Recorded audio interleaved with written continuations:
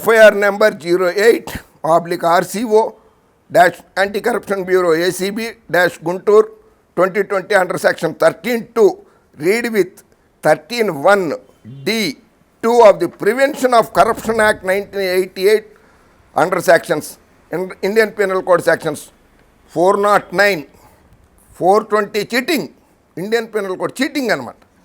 Read with section 120B IPC ACB police station Guntur.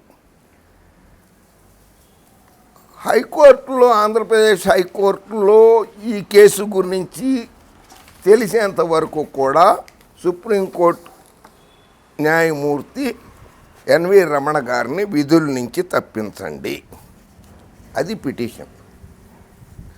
దాంట్లో చాలా ఆసక్తికరమైన విషయాలు రాశారు ఆయన, లేవనెత్తారు.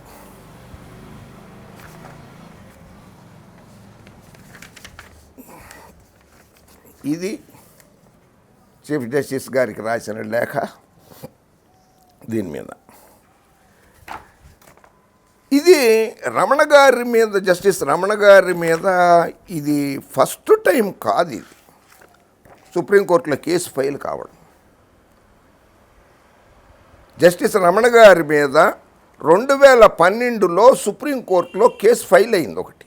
In the supreme court of India civil original jurisdiction writ petition civil number 174 of 2012 G. Manohar Reddy and another petitioners versus Union of India and others respondents. ఇది case. Justice N V Ramana గారి మీద 2012లో petition file అయింది. ఇందులో చాలా ఆసక్తికరమైన విషయాలు ఉన్నాయి. అందులో ఉన్నటువంటి ప్రస్తుత పిటిషన్లో ఉన్న విషయాల కంటే కూడా ఇందులో చాలా ఆసక్తికరమైన విషయాలు ఉన్నాయి. ఈ పిటిషన్లో, మనోహర్ రెడ్డి గారు దాఖలు చేసిన పిటిషన్లో అసలు జస్టిస్ ఎన్వి రమణ, ఈ రోజు నాడు సుప్రీంకోర్టు జస్టిస్గా ఉన్న ఎన్వి రమణ గారు లాయర్గా ప్రాక్టీసే చేయడానికి వీల్లేదు. లాయర్గా ప్రాక్టీస్ చేయడానికే వీల్లేదు. అటువంటి వ్యక్తిని లాయర్గా ప్రాక్టీస్ చేయడానికి అనుమతించడమే కాకుండా ఆయన హైకోర్టు న్యాయమూర్తిగా కూడా ఎలివేట్ చేశారు, ఉన్నత స్థానంలో కూర్చోబెట్టారు. కనుక ఆయన లా ప్రాక్టీస్ చేయడానికే పనికిరానప్పుడు జడ్జిగా కూడా ఆయన విధులు నిర్వహించకూడదని చెప్పి జి. మనోహర్ రెడ్డి గారు పిటిషన్ వేశారు 2012లో. ఆ పిటిషన్లో చాలా సూపర్ హిట్గా కొన్ని చదువుతాను, రిపోర్టబుల్ ఇది. అయితే ఈ కేసు కొట్టేయడం జరిగింది. పిటిషనర్ మనోహర్ రెడ్డి గారికి 50,000 రూపాయలు ఫైన్ కూడా వేయటం జరిగింది Supreme Court. But this is only the judgment copy and the writ petition. It is reportable, చెప్పుకోవచ్చు మనం. And this does not also comes under the purview of the contempt of the court act 1973 and 1975.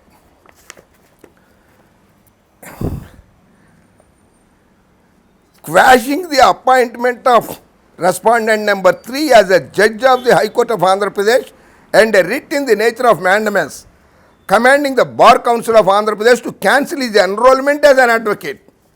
Bar కౌన్సిల్లో అడ్వకేట్గా నమోదు చేసుకున్న, Andhra Pradesh high court bar అసోసియేషన్లో చేసుకున్నటువంటి అడ్వకేట్గా నమోదు చేసుకున్న దాన్ని తక్షణమే రద్దు చేయించండి. 2012లో ఎం. మనోహర్ రెడ్డి గారు writ petition number 174 of 2012.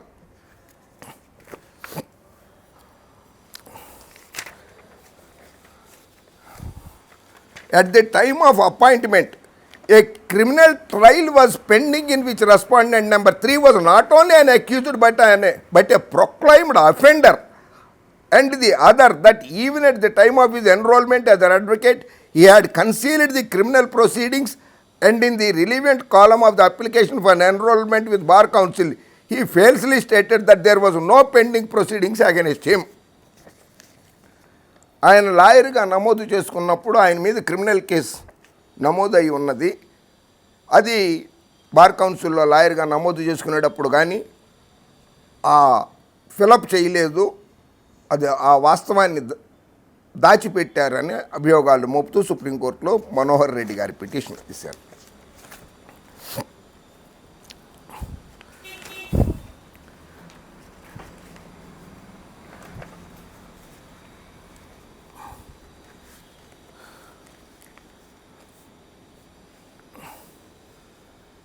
Biodata Shri N V Ramana గారు, అడ్వకేట్.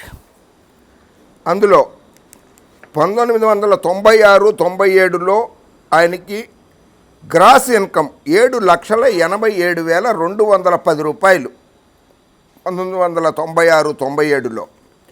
ట్యాక్సిబుల్ ఇన్కమ్ 2,21,200 రూపాయలు.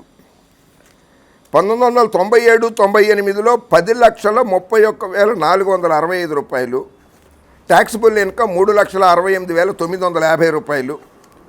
1998-99లో 38,95,973 రూపాయలు. ట్యాక్సిబుల్ ఇన్కమ్ వచ్చి 16,94,298 రూపాయలు. Intelligence bureau report. He enjoys good personal, professional image. Nothing ever against his character, reputation and integrity has come to notice so far. He has also not come to notice for links with any political party, communal organization. None of his relatives is either serving or has served earlier as judge in any high court or supreme court. Intelligence bureau మంచి report ఇచ్చింది ఆయన గురించి.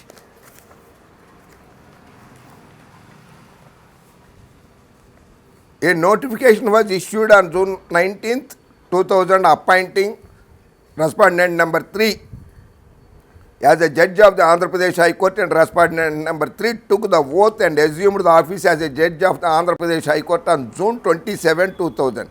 Since then, he is continuously working in that capacity. 2000 సంవత్సరం నుంచి కూడా ఆయన జడ్జిగా కొనసాగుతున్నారు.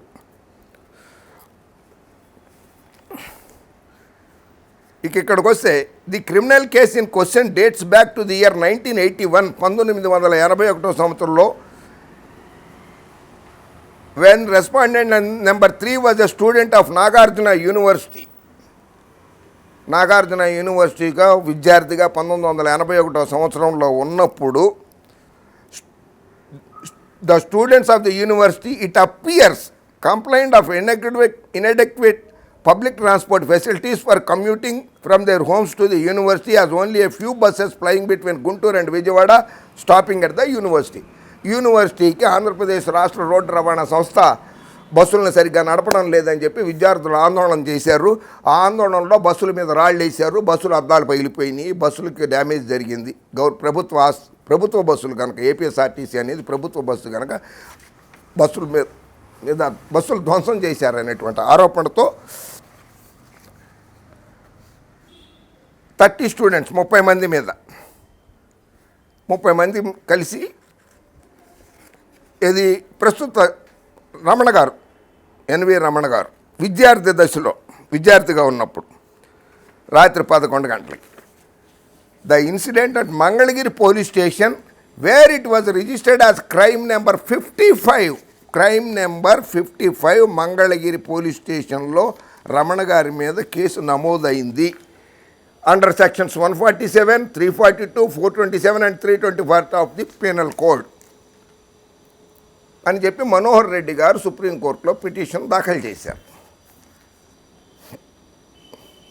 అంటే మంగళగిరి పోలీస్ స్టేషన్లో క్రైమ్ నెంబర్ 55 ఆఫ్ 1981 కేసు ఉన్నది ఆయన మీద.